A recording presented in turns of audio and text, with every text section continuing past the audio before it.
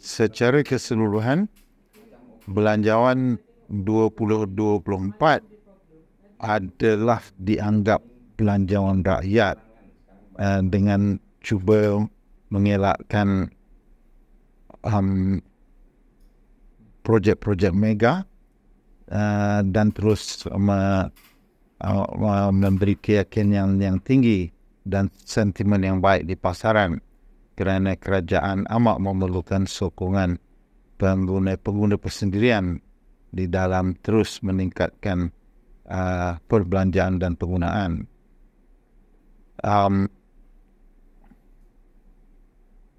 Walaupun begitu, di dalam jumlah perbelanjaan 400 bilion itu ada banyak perbelanjaan yang berkait dengan pembelian dan pembinaan.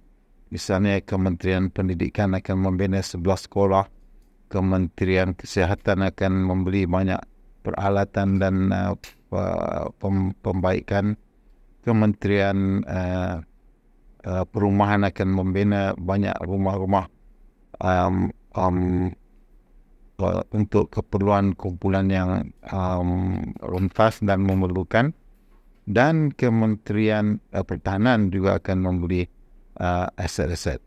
Jadi ada cukup peluang perniagaan kepada peniaga-peniaga besar dan peniaga-peniaga mikro, kecil dan sederhana ditangani melalui bentuk-bentuk insentif, dan semua rakyat menerima faedah daripada bantuan dan sokongan.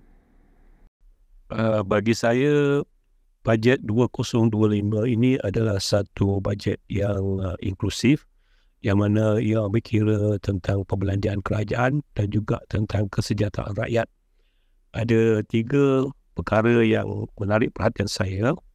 Satu ialah tentang ekonomi Malaysia, di mana kerajaan telah berusaha untuk menurunkan beban hutang negara daripada 100 trilion kepada 80 trilion. Ini menunjukkan bahawa kerajaan akan berusaha untuk berbelanja secara berhemah. Di samping itu juga kadar inflasi kita telah turun hingga ke 2%, dan juga kadar pengangguran juga telah turun pada 3.2%, ya. Dan kita punya GDP atau KDNK dijangka akan naiklah sehingga 5.3% pada tahun hadapan.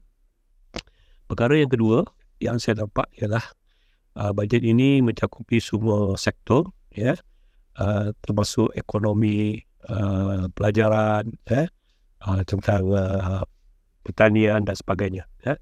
Dan saya rasa ini satu bajet yang mengambil kira semua aspek kehidupan rakyat Malaysia lah. Cuma saya minta di semua peringkat nanti akan dibuat pemantauan lah supaya tidak ada ketirisan. Perkara ketiga ialah tentang kerjasama antara kerajaan dan pihak swasta lah. Saya kira ini adalah satu perkara yang patut perluaskan lagi, ya. Kita jangan mengharapkan kerajaan saja, ya, untuk membangun dan memajukan kehidupan rakyat, ya. Pihak swasta juga perlu memainkan peranan mereka, sebab mereka adalah orang kata tu, selain daripada pihak kerajaan, mereka mengaji ataupun mengambil pekerja yang ramai, dan hanya yang sebahagian daripada penduduk Malaysia ni memang bergantung kepada pihak swasta. Jadi apa yang disyorkan oleh kerajaan supaya kenaikan gaji ini dinaikkan daripada 1,500 ke 1,700 adalah satu cadangan yang baiklah, memandangkan sekarang banyak perkara ataupun benda ataupun perkhidmatan produk yang dah naik harga lah. Dan dengan kenaikan kadar pendapatan tu, mana pekerja akan mendapat gaji bersih lah untuk dibelanjakan. Jadi mereka boleh berbelanja lebih, ya. Jadi itu akan pergi masuk dalam ekonomi, ya. Jadi saya kira memang ada setengah pihak mengatakan bahawa ini akan meningkatkan kos kerana mereka terpaksa bayar lebih gaji apa semua kan. Tapi bagi saya, kita perlu pandang macam ni lah. Syarikat sebenarnya membuat untung. Mungkinlah ada segelintir saja yang mungkin kerugian sikit ke apa kan. Tetapi pada keseluruhannya, syarikat meraih keuntungan setiap tahun.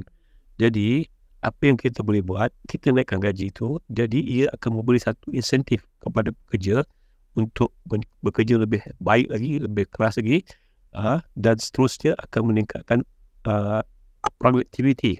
Bila meningkatnya productivity, maknanya produk akan menjadi lebih baik, akan dijual lebih banyak, dan keuntungan akan didapati semula lah. Jadi, tak ada isu. Dan mereka dapat gaji lebih, mereka akan belanja juga dalam ekonomi. Itu dalam orang kata itu macam cycle ekonomi kan.